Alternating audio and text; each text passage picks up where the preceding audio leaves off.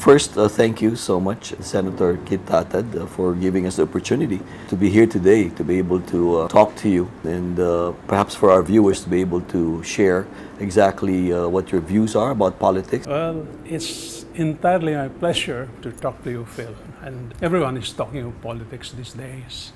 And it would be an opportunity to discuss a few ideas. No?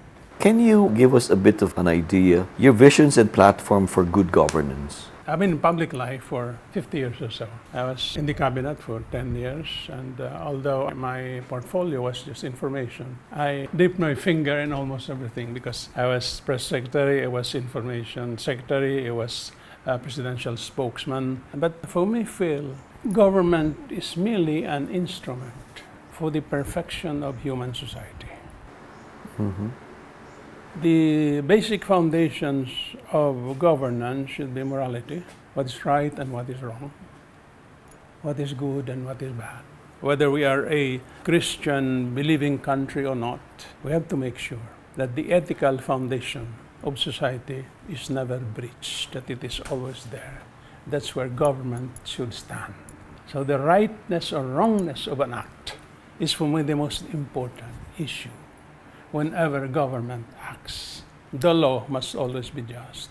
A law is just when it comprehends the common good. Some people will say that you need to have the majority supporting it in order for a law to become law. This scholar, Cormac Burke, a canon lawyer, says that the thing that makes a law is justice. You can have a multitude supporting a law. If it is unjust, it cannot be called a law. The rules have to be followed, Phil.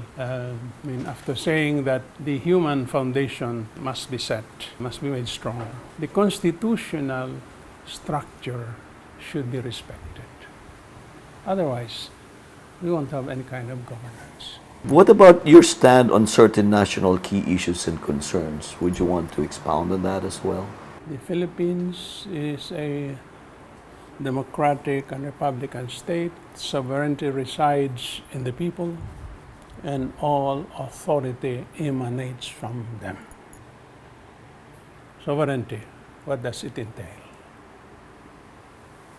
The right of the people to decide what is good for them, following the basic written rules and the unwritten rules as well. We do not need to have everything written into law. The best societies function without written laws. If we understand each other. I believe that's supposedly inherent in us, the natural law of what is good and bad, and that we should know it from our hearts, no? Yeah. But what is happening is that the strength of the law now submits to the law of the strong. I'm in power and I can do what I want. You are not in power, so I can do to you what I want. It's the law of the jungle that has taken over. So what would you advise, Senator Kit Tatad? How does society now protect our democratic institutions to be able to protect our human rights and all of our God-given rights? It requires a lot of education. We have to re-educate ourselves. No? We have to re-educate our leaders. We have to re-educate our voters and our population. All of a sudden, we hear them saying everything we want to hear. But were they ever for these issues before?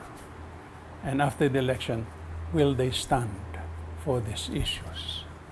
If ever they're elected. This is a midterm election. And a midterm election is supposed to be a referendum on the administration that is sitting. If this is a referendum on President Duterte, what are our candidates saying about the policies of President Duterte? They have not said anything. You have the water problem all over the country.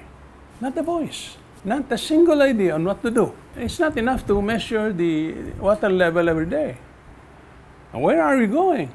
We have a government that authorized privatization of water. Now, despite privatization, we have this problem. Is that policy still good? That has to be asked. That has to be debated. And no one is saying anything about that.